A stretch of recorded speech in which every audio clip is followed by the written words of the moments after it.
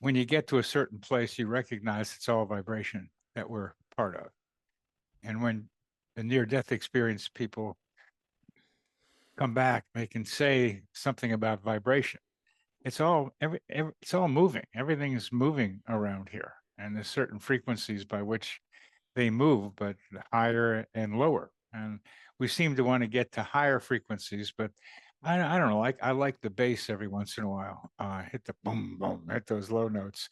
There's something to them in the whole chorus of them. But to be able to play the music of the spheres, if that's what it's called, of being able to move among and between the frequencies and keep getting more, is what Ruslana is very much involved with, and showing me that that we are all frequency, so that when you have a near death experience, you change frequency, as we were talking about, and changing the frequency gets us to be able to notice that there are other frequencies other than the one that we're caught up in. I'm really excited to be here today with my friends Bernard Beitman and Ruslana Reminikanova. I know I said that wrong. Go You, ahead, Ruslana. How do you say your last name? Romanikova. Reminikova. And they are researchers in the Coincidence Project and have come on to tell us about some of the uh, projects that they've been working on and some of the things that they've been finding out about our reality. So, welcome, Bernard and Ruslana. I'm so excited to have you with me today. Thank you. Thank you, Tia. We're happy to be here with you too. Thank you. And so, tell me about what the Coincidence Project is. The vision of the Coincidence Project is to illuminate the hidden currents that connect and unify us. And we do that by alerting anybody who wants to hear, and people who are already experiencing synchronicities, that they show how not only you can be aided by meaningful coincidences like synchronicity and serendipity, but also that our world can be reshaped by an ongoing recognition of our interconnectedness with each other and with the rest of the natural world. The Coincidence Project has a monthly meeting called the Coincidence Cafe, Saturdays, third Saturdays of the month, beginning at 11 o'clock Eastern Time, AM. And we tell each other coincidence stories in the cafe. And that's one of the major influences on us. One of the major intentions of us is to encourage people to tell each other their coincidence stories. And this is something anyone can jump on and share. Yep. They just have to go to the Coincidence Project, all one word, thecoincidenceproject.net, and sign up for, yes, our newsletter, which includes registrations for the cafe, registrations for the cafe itself. You just have to do it once, and you'll get emails reminding you of the third Thursday of each month at 11 a.m. Eastern Time for about an hour and a half. Sometimes it goes longer. And you get emails that also contain some of our posts and stories, and can include yours. Because if you have a good story to tell, you can post it on our website. Great. And I'll link that website down below. So anyone that wants to join can just click on that link and easily find it. How did you get interested in coincidences and synchronicities? I started when I was young. My dog got lost. I went looking for him and got lost, and we found each other. And that was a miracle for a 9-year-old boy to find his much beloved dog. That was the first major one. And the second one was when I was in San Francisco, age 31. I was choking uncontrollably. And I found out later that 3,000 miles away at around the same time, my father was choking uncontrollably on his own blood and dying. turned out that the day he died was also my birthday. So these two are one of many, many coincidences I've had, which I write about in my upcoming book called The Adventures of Dr. Coincidence. That's me. Dr. Coincidence, I like that. And Ruslana, how did you get involved? Bernie and I know each other through our publisher. My book, our activating our 12-stranded DNA, um, which is forthcoming in January, was the link that brought, well, one of the links that brought Bernie and I together. Um, and we realized after exchanging words, exchanging energy and visions, how much our fields have in common and the approach interplays with each other as well. But there's enough diversity to explore the pockets that contain opportunity to new avenues. And you both are involved in ongoing projects and research regarding coincidences and synchronicities. And you just wrapped one up yesterday, so the timing is perfect. Can you tell me about that study that you've completed? Sure. So about a month ago, Bernie and I decided that we would. It was coupled with our submission to the conference in Arizona in Tucson, um, that we would explore synchronicity through the auditory and mental lens of sound frequency.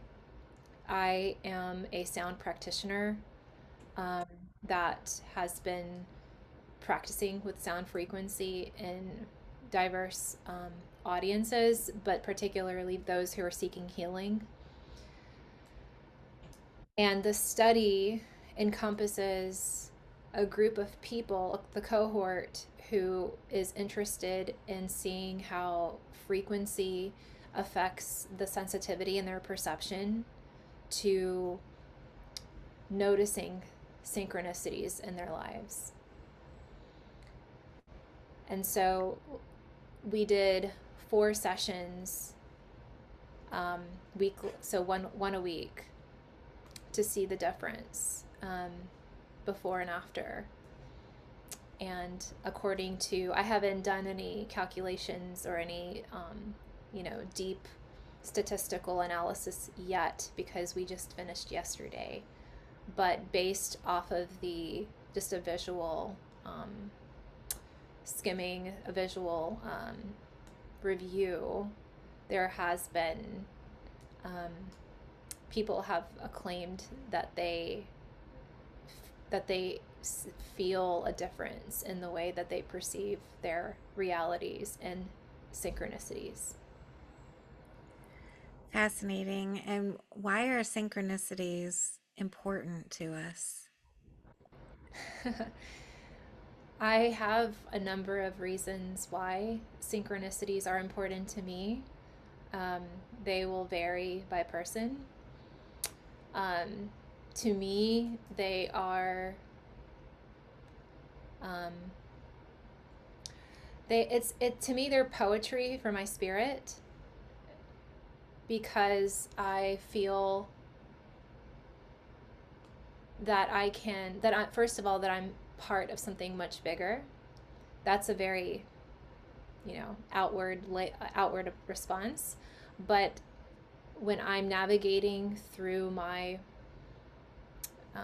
day and I'm able to communicate through synchronicities, whether that's psychic or telepathic communication or having a precognitive experience,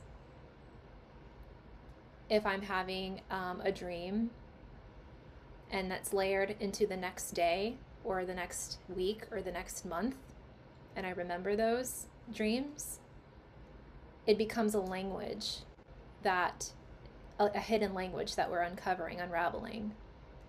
So if you want to call it spiritual nutrition or a way of developing one's own ability of widening their reality, that to me is why synchronicities are important in context. And Bernard, why do you think synchronicities are important to us? Well, I'll start with me. I just like them. It's just fun to try to study those things. And I've been doing that for a long time because I'm curious about how reality works. And as Ruslana was indicating, they tell us something more than what we think we know. So that's part of the fun for me, but I'm also a psychiatrist. And I find that synchronicities can be very useful, very practical for a great many people if they pay attention to them, if they think about them, if they look at them, if they try to understand them, they can be very, very useful. And many of the uses stratify into various aspects of one's life. But the first thing to start with is the data shows pretty clearly that coincidences happen a lot to people. And meaningful coincidences are the ones I'm talking about, the ones that somehow have personal meaning. And the way they have personal meaning sometimes is in relationships. Romance, for example, is filled with coincidences if you pay attention to them. The two romantic partners find things about each other that are quite remarkable happening around the same time. Like both of them maybe purchasing glasses at the same time and not knowing that the other one's doing them. There's something about being linked with another person that these things demonstrate over and over again if you pay attention to them. They're also a way for psychological development. The famous Jung story about the scarab, in which a woman was dreaming of an Egyptian a piece of jewelry of an Egyptian scarab. It was gold and apparently quite valuable. And a scarab is a beetle. And Jung was pretty frustrated with trying to help her in psychotherapy. And there came tapping on his window pane, a beetle common to the Zurich area where Jung was living. These are called rose Schaefers. They like roses that bloom in the spring. And he went to the window, got this beetle that was like the beetle in the woman's dream, and he said, "Here's your beetle." And that shocked her. And sometimes coincidences shock people out of their rigid ways of thinking, as it did for this young woman, and made her more accessible to intuitive and other psychological developments. And this happens quite frequently, where coincidences become meaningful psychologically, as Jung's story indicated. The connection between me and my father, that we were both choking at the same time 3,000 miles away, is not an uncommon experience. My research shows that people do that with each other, and you got to be able to tell each other. So it probably happens more often than we know, because you got to communicate that something's happened. Like twins report commonly that, especially identical twins, that the pain I'm experiencing is also the pain my twins experience. It gets to be kind of funny where one twin started complaining, I wish Sammy would take better care of himself, because she was constantly being affected by the troubles he got into. So they show us that we're connected with each other. They help us psychologically. They also help us with finding jobs, finding information that we're seeking, finding people who can connect us to other people that we need in order to advance our careers. They're also kind of funny sometimes. They're kind of funny things happen. I got kind of a long story that I thinks a little long for here, but it's a little.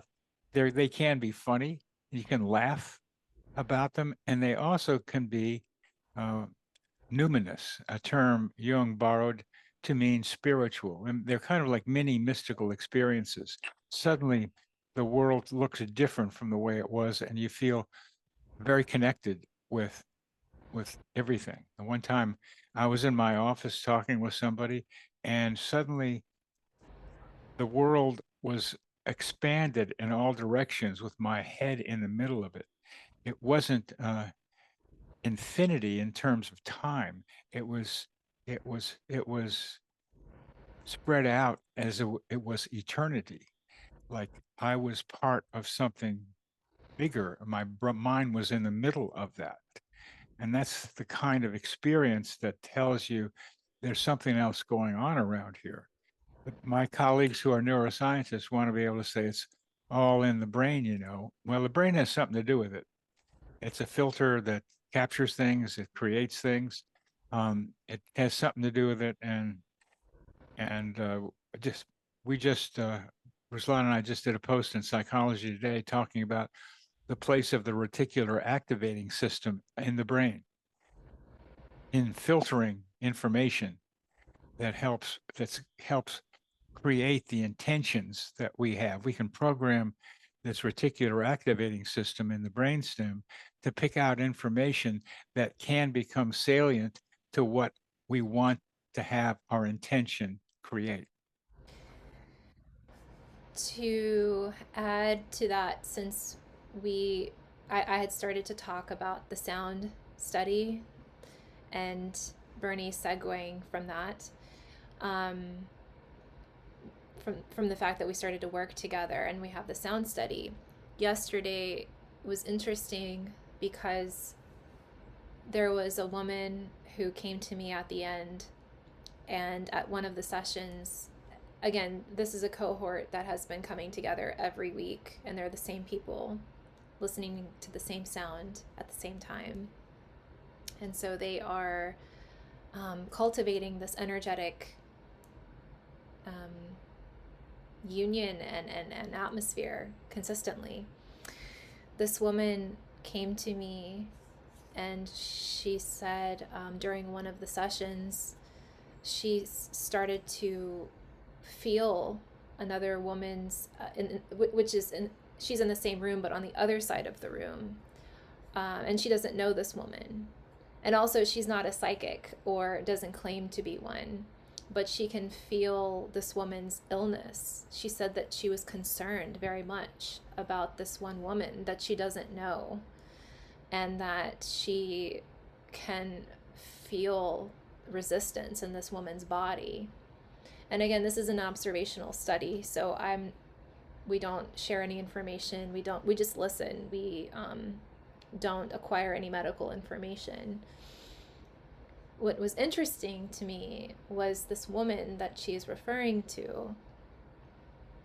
Little did she know, actually does have have a physical illness that prompted her to join the study, actually, um, to relieve the pain in her body.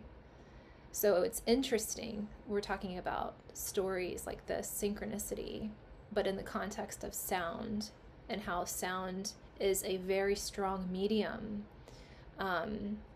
strong and powerful. I mean, there's so many, it's a layered response with sound, but she was able to feel this woman's energy across the room.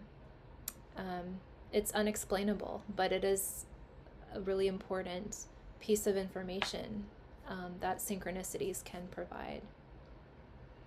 And there's been studies done on near death experiencers who have increased synchronicities after their near death experiences.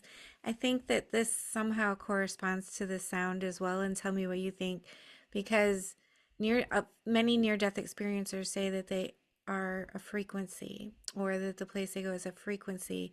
And instead of an actual place, it's right here, it's just a change in the vibration. How does that relate to the sound and what you're finding from the sound experiments that you're doing with the increased synchronicities? If I were to answer, if you're asking me particularly, I want to share two responses, but they go hand in hand. Well, first of all, a near-death experience is similar to a rebirthing experience, and so um, there's been an interesting study that evaluated how a zygote has a frequency, and when we attach musical chords and notes with frequency, we can create sounds, actual sounds that we can hear and listen to and absorb and process.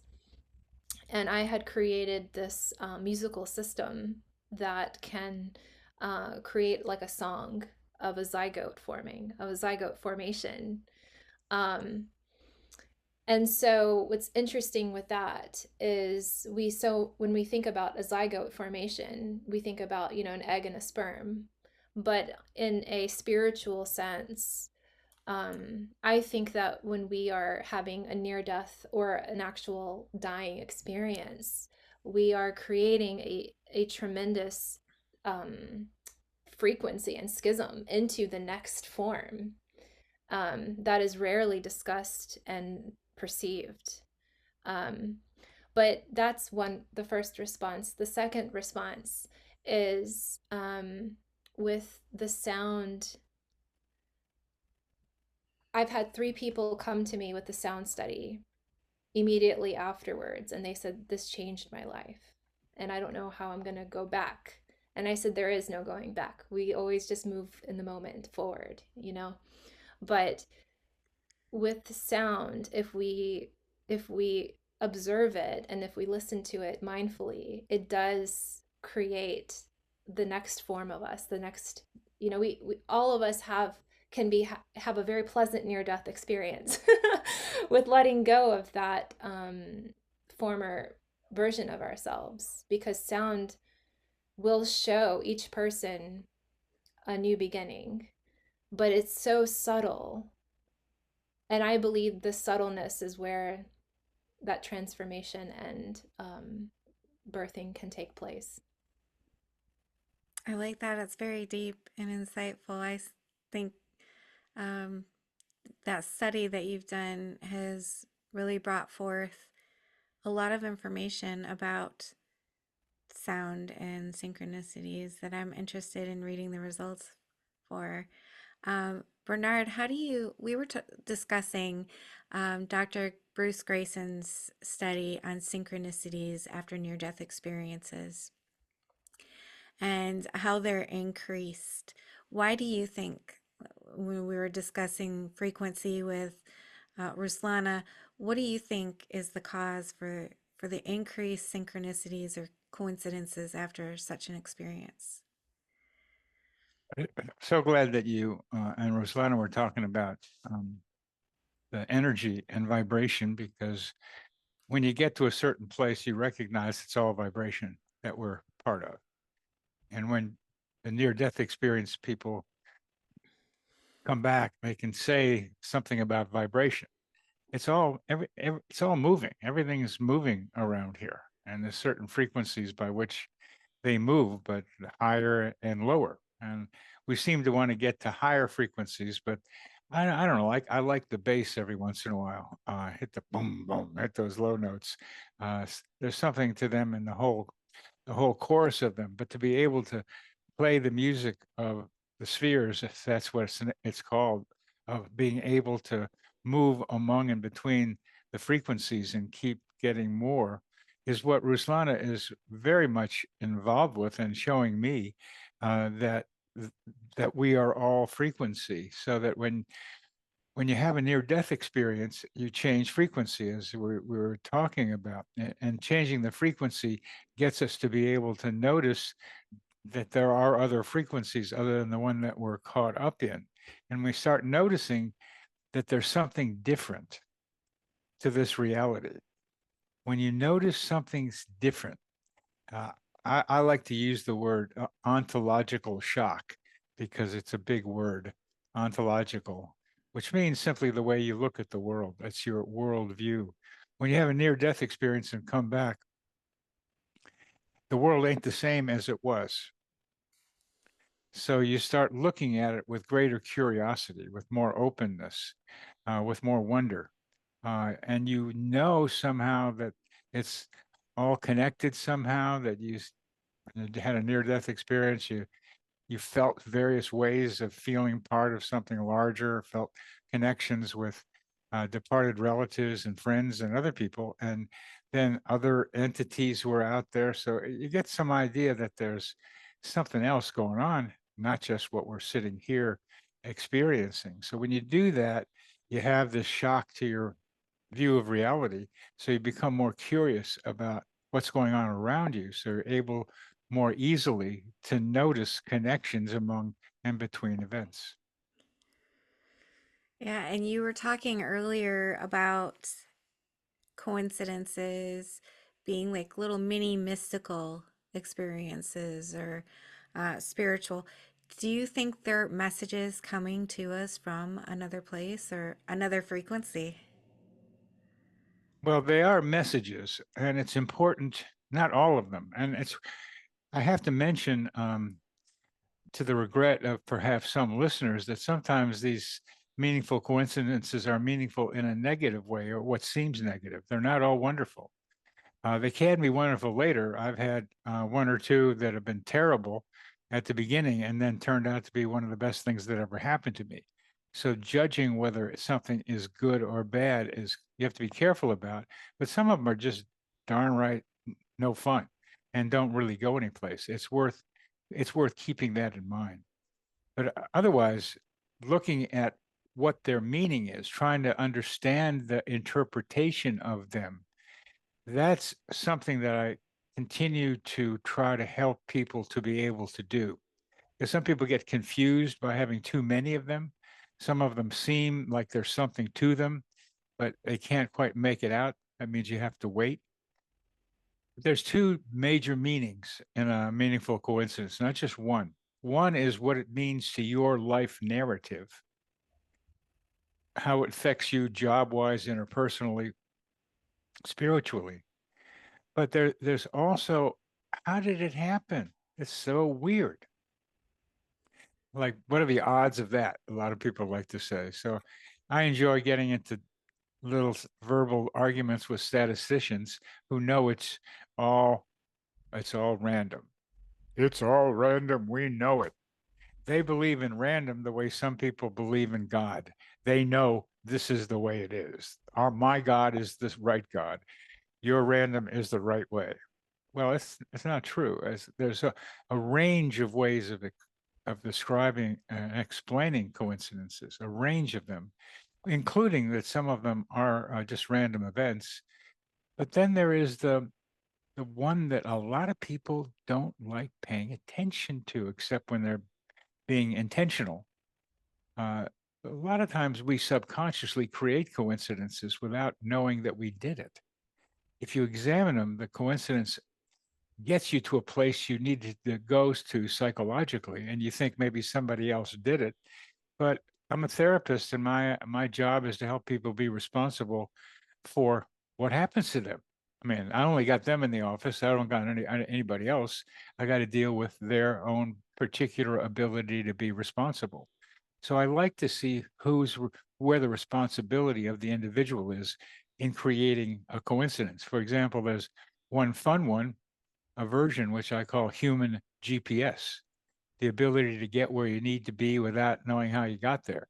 You just show up in the right place at the right time. How did that happen? Well, we may have an internal ability to guide us to where we need to be, like dogs running away and coming back home, or my dog finding me. We may have an inbred GPS system, which we have yet to be able to learn.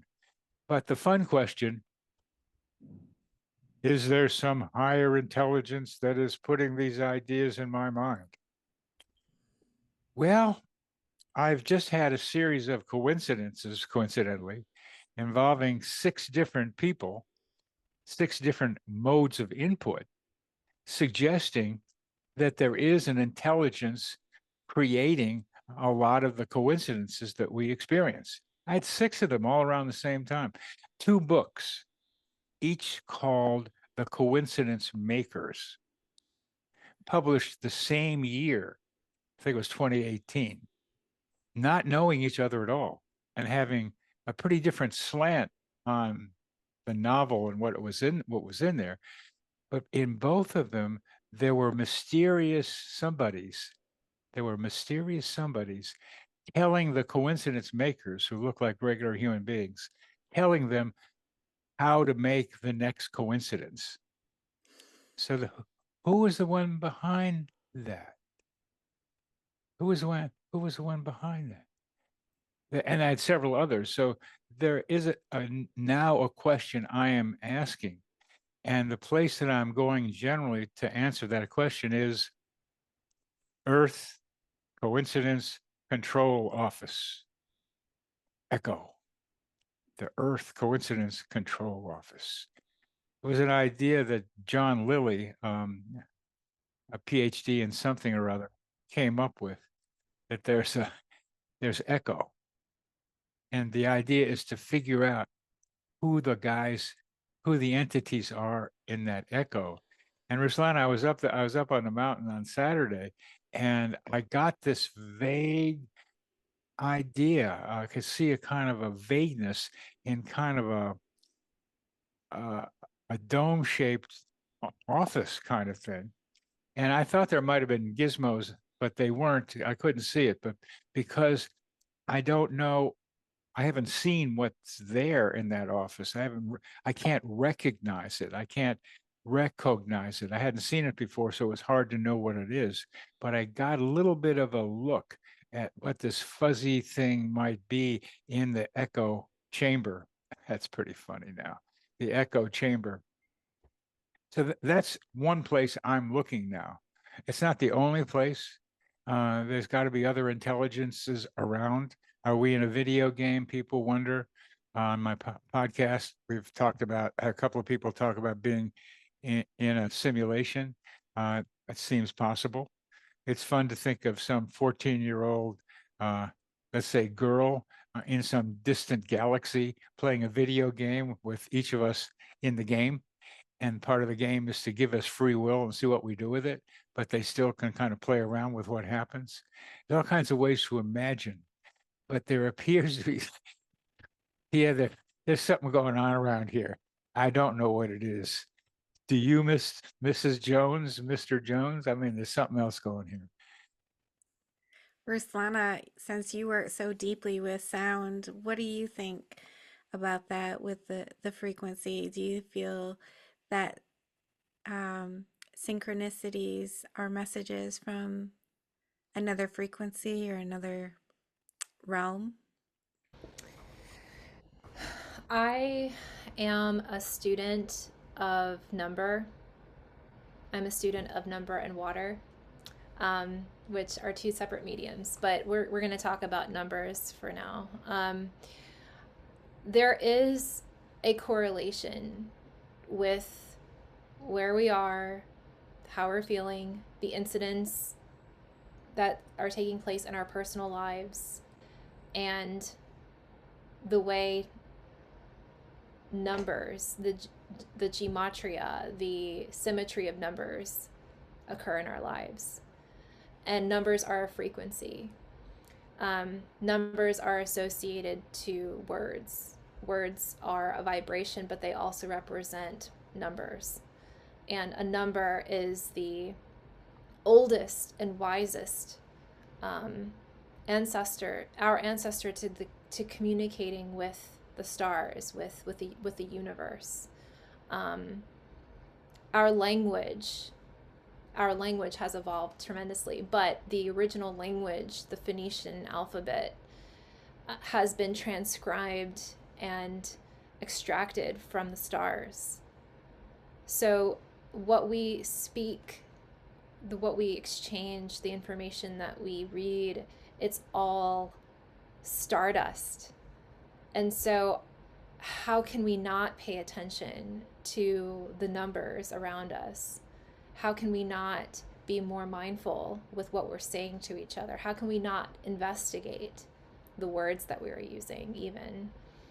And this is my particular interest and curiosity of how messages can be revealed through words.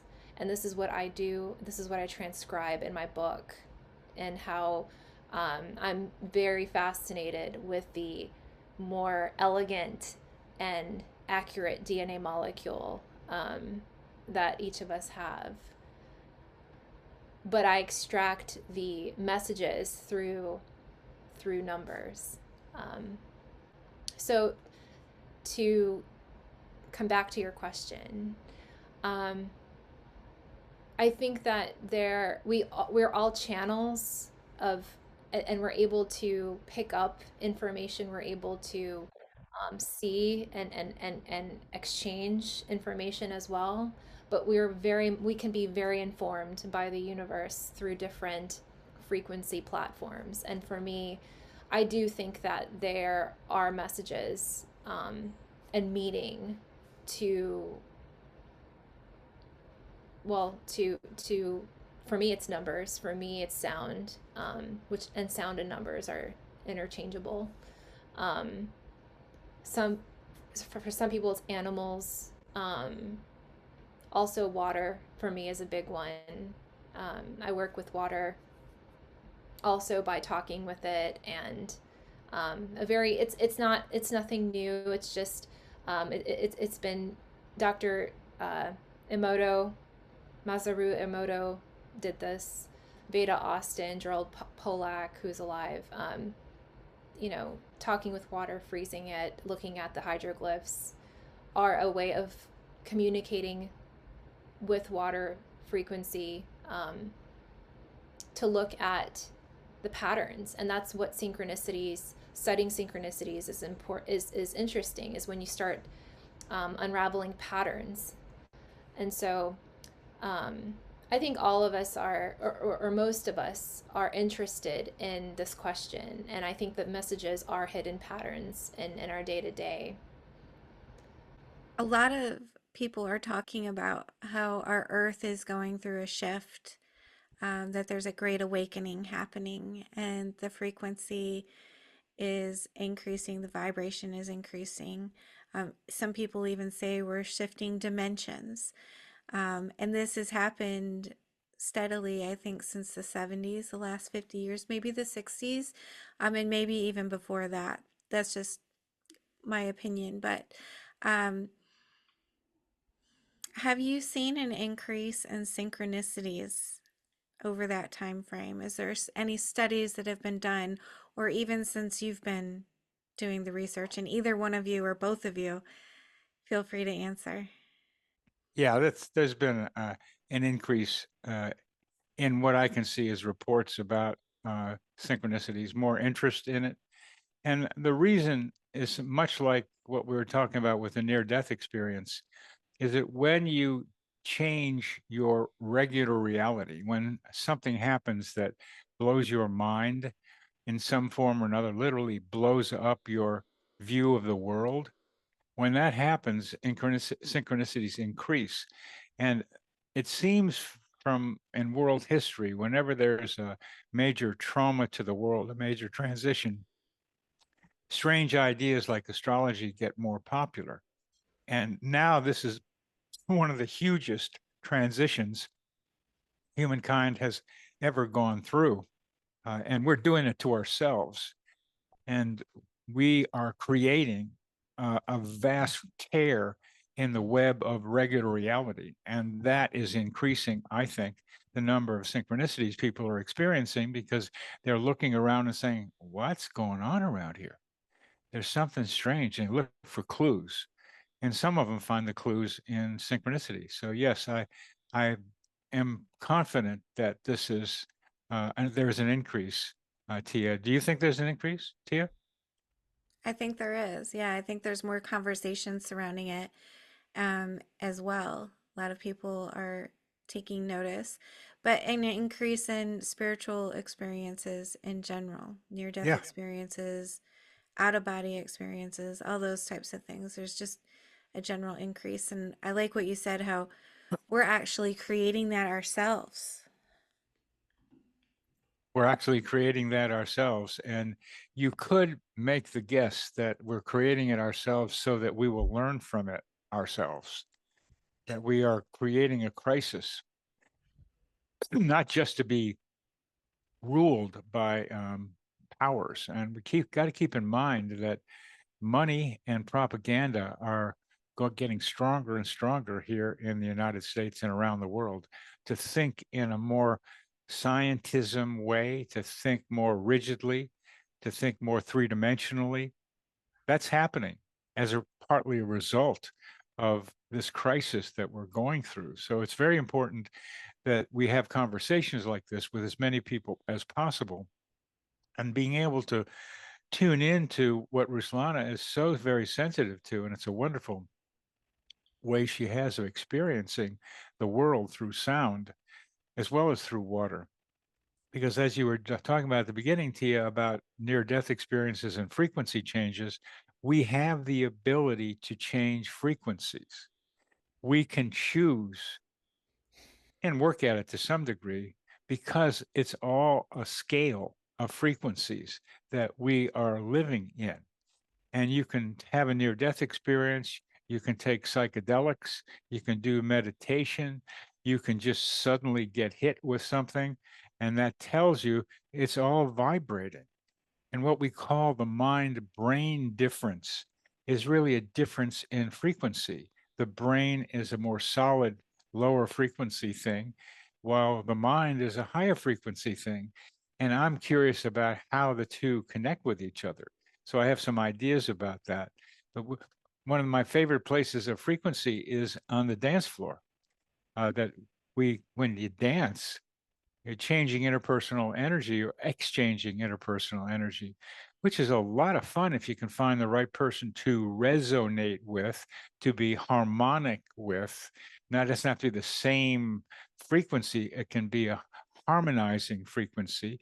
Get that frequency, and that happens outside of dance. That like somebody might see some kid might see another kid and see that they're both quiet and might say, I want to play with you because you're another one of those quiet kids on the block. So maybe you have the kind of same frequency that I've got. And with that, maybe we can play together. And lo and behold, Ruslana and I are playing together. Yeah, I want to also add another layer to that is yes, we are all frequency. Yes, we communicate through frequency, but also, and also the conjunctions. Um, we, when we start to, just like how we are building awareness towards synchronicities, when we begin to build awareness in the subtle shifts of frequency in our own body, in our own mind, we're able to tap into vast realms, not just in this reality, but also beyond. Like, you know, being able to communicate, I believe, ancestrally, being able to communicate in our dreams, being able to communicate with water, really receiving any kind of information requires a person to be able to slow down and to be able to recognize subtle shifts in frequency. Frequency is the modality of communication to everything. And that's perfect a segue to the next question that I had. And Bernard, you kind of touched on it a little bit about psychedelics or meditation. What are some things that people can easily do, just everyday normal people, if they don't want to go out and take ayahuasca? What can they do to increase these occurrences in their life? Yeah, I'm preparing a webinar on just that subject with an Israeli psychologist who's very good at picking up this stuff. And you might want to interview her on your program if you can get a hold of her. Uh, the the way you increase them is by first doing something quite obvious, but not so obvious until you hear it. You have to be able to be open to seeing them. Does a coincidence happen if nobody notices it? Well, it could happen, but who's going to notice that it happened? So you can say God noticed it or some other entity. But a meaningful coincidence, particularly synchronicity, serendipity, requires a human being these days, although I'm pretty sure some dogs and cats notice some connections too. They're keeping an eye on stuff to see how things fit together. So it starts with the willingness to look for, to register a meaningful coincidence. Without that willingness, you may get hit with one. uh, I know a guy who just had one big coincidence in his life and he didn't look for any more of them, which is pretty funny because he's a parapsychologist. Uh, his name is Jeffrey Mishlove, and he just had this one big one with his great uncle and doesn't look for any more. Doesn't think much about synchronicity, actually. That'll happen, but sometimes when you get a big one, you start paying attention to more. But if you want to just do them in your regular life, being curious is really important. Curious about how reality works, curious about seeing if and when the next coincidence takes place. It helps to keep a diary because they're like dreams and they're hard to remember because they're not fitting into our regular concepts of reality. So that's another way of helping you. Joining the Coincidence Cafe is very important for people who feel isolated because a lot of mental health professionals will call you crazy if you start talking about synchronicities and want to give you some pills. That's wrong, and it continues to go on. If you need people who will support you and listen to your stories and say, "Oh, I have something like that happen to me," or "That's really interesting," and ask you about it, and know that's part of their reality, that's a big help. And that's one of the functions of the Coincidence Cafe is to let people feel like they're not alone with their coincidences. Another one is to tell your friends of yours your synchronicities. Some of them will listen to them. So those are some of the ways to increase them. Ruslana, do you recommend any sound therapies for increasing your frequency to have more spiritual experiences? Yes, exclamation point. Rick Rubin, something that Rick Rubin said that I really liked is going to a sound bath is similar to having a psychedelic experience. And while everyone's psychedelic experiences, it'll vary, I think that there are really significant threads that he is drawing upon that is accurate with sound sessions. Um, they are delicately non-invasive, but potent. And I would recommend if you can find someone who is doing it the traditional way, meaning um, not using synthesized digital sounds in their setup, which I'm not against. But speaking of waveforms and there's something with the frequency waveforms that are um, very different from natural. When you take a natural sound versus a digital sound, they're two different waveforms. Digitals can't really replicate a natural sound, no matter, even if it sounds similar. But the transmission that you're receiving is more um, organic. That's really important. Um, with frequency therapy, a lot of people call it sound healing. To me, I see it as frequency therapy. If you take a gong and you strike it and you put a buffalo drum next to it, you'll feel the actual um,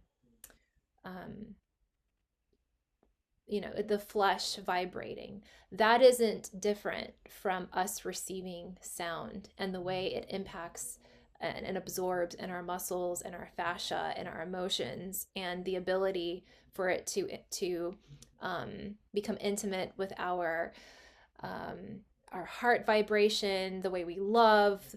It activates the body. It might not do it the first time, but it takes a practice. It's like any kind of practice, meditation practice. But what I found is the as more people continue with it, and what I mean by continue is doing it 2 to 4 times, which isn't that much compared to years of practice. They are seeing rapid changes, and I see that through the study.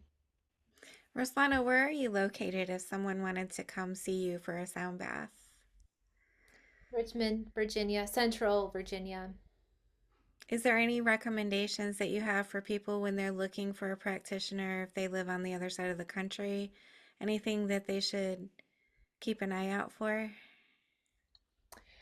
Um, I would say this came to me very strongly the other day is you don't need to be a certified anything to give sound. I'm seeing that more and more is certified sound healer, and I don't know what that means.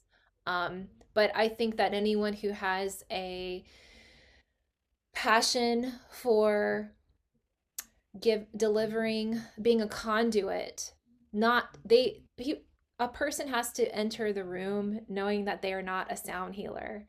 They have to enter the room knowing that they are a conduit of frequency, and it's actually that the frequency that is doing the work, and all that that person wants to do is facilitate with a whole pure heart and mind to give the the most and subtle transformative experience, and just hold that as gently as you would to an egg.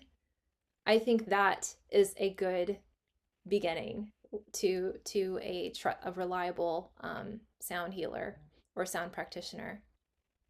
But Wonderful. as far as the experience itself, I've attended um, I've attended digital sound baths, and I'm not. I think that they can be useful, but I would recommend sticking with a traditional system where natural and earthy sounds are used.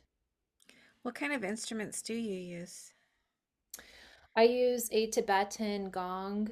I have rain sticks, chimes, a crystal bowl set. I've created some of my own instruments with clay. I use, I've asked the forest if I could use their chikapa leaves, which are bamboo leaves. I've used rocks that I've put together, seashells, um, sand, just instruments that don't have a um, like a digitalized or computerized edge. I think that there's one woman that I was very interested in her sound setup, and it's very simple. She has one crystal bowl, and she claps her hands and she hums. And I think sticking with ancient forms is the way to go because we're returning. We're constantly returning. I think that's the goal of progression is that we're returning and we are evolving and um, acquiring a lot of information and getting better. And that's the whole point of evolving as a human being. Do you have any last words of positivity for my viewers, Ruslana? So many, so much to keep hope, to keep the hope, and that sound, let the sound guide you over anything, and that um, coincidences and synchronicity um, are a beautiful language that more and more people are beginning to talk about. And Bernie is a wonderful reference and kind of like a hub to bring people together in that sense. And trust the sound, let it guide you. Beautiful. And Bernie, do you have any last thoughts to leave us with? It's useful to think of the, let's say, two elements of a synchronicity. as having vibration, and then meaning. I think we're going to find meaning between two elements. Like I heard a song, I thought of a song, and I heard it on the radio. There, those are vibrations, frequencies that are resonating with each other. And thinking in terms of vibration and resonance and frequency, I think is going to help us understand ourselves better and understand how synchronicities work. I love that. And my viewers can find you, Bernie, on your website. And Ruslana, is there any way that my viewers can reach out to you if they have more questions? Sure, I can include my email.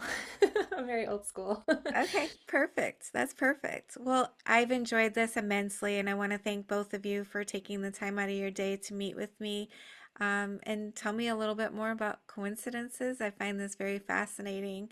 Um, I appreciate you very much. Oh, Thank, thank you. thank you so much. Thank you for being here. I just want to tell you how much I appreciate you being here and supporting my channel. If you haven't already subscribed, please consider subscribing if you enjoy near-death experiences and other spiritually transformative stories.